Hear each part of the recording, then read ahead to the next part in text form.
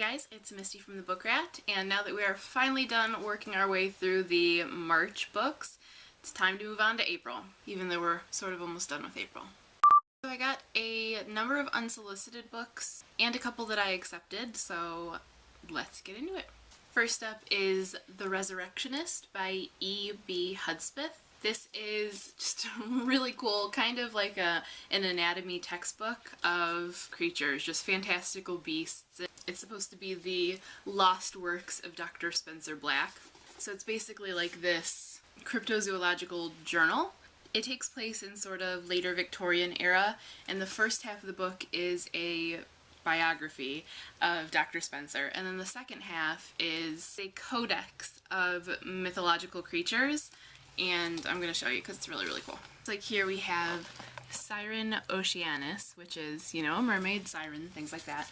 It's like a Latin medical text, so it's got, you know, family, genus, species, all that stuff.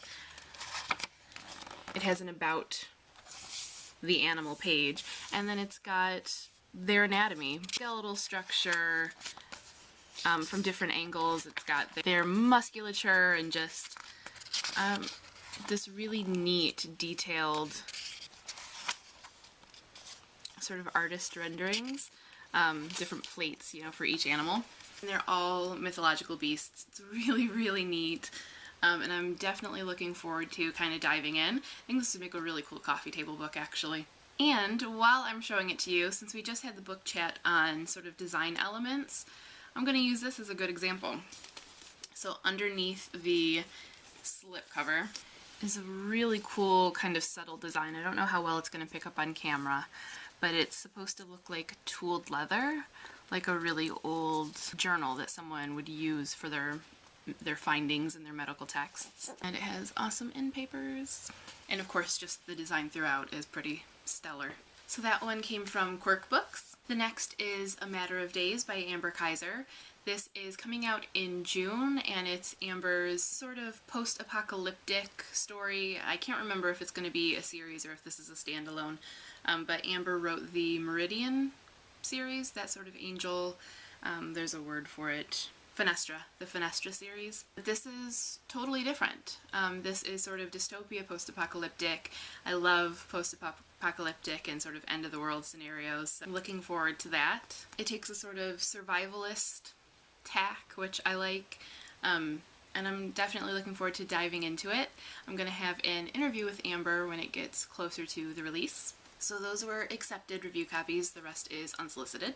First up is Icons by Margaret Stoll. This I think I actually won in like a shelf awareness giveaway, but Margaret Stoll, you may know, is one of the authors of the Beautiful Creatures series, and this is her first standalone, and again it's a sort of dystopia, post-apocalyptic story. The cover has changed, it doesn't look like this anymore, so I'm really actually glad that I have an arc of it because it's pink and I don't have a lot of pink books, so that means it can go on my pink shelf. It is hefty, it's a little bit of a beast. It sounds interesting. I don't know when I'll have a chance to read it, and I want to say it comes out in May. Yes, it comes out in May, but kind of keep an eye out for it, and when I'm able, I will be digging into this one.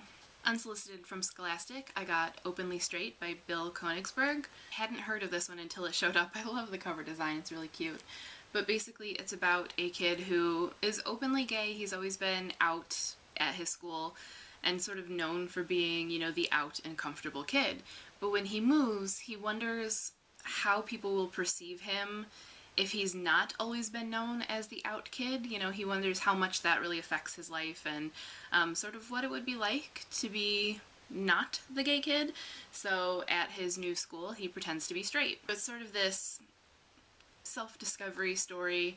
It's set at a boarding school, an all-boys boarding school, so those of you who are big Blaine fans, you may want to look into this one. This one comes out in June. I have no idea when I'll be able to get to it because of Jane and June, but definitely sounds cute. And the last is School Spirits by Rachel Hawkins. This is a spin-off to her Hex Hall series, which I have but haven't read yet. And so I wasn't going to jump into this one because I figured I should probably read Hex Hall first. But I picked it up just to kind of get a feel for the style, and then I never put it down. So you can see my tabs in the book. Yeah, I read this one already. It comes out in May, and I'm going to post my review really soon, so keep an eye out for that. I'll talk about it more too in the April Rewind. Yeah, it definitely makes me want to read the Hex Hall series now because it was really, really fun and a very quick, enjoyable read, so I didn't feel too bad about squeezing it in, even though I really didn't have time for it this month. And that is all I have for now. Definitely not as crazy a month as last month, however, I did just place 2 book orders last night, so there is more coming. But it wasn't the March month of splurge, so we're at least headed in the right direction. My bookshelves don't need to collapse just yet.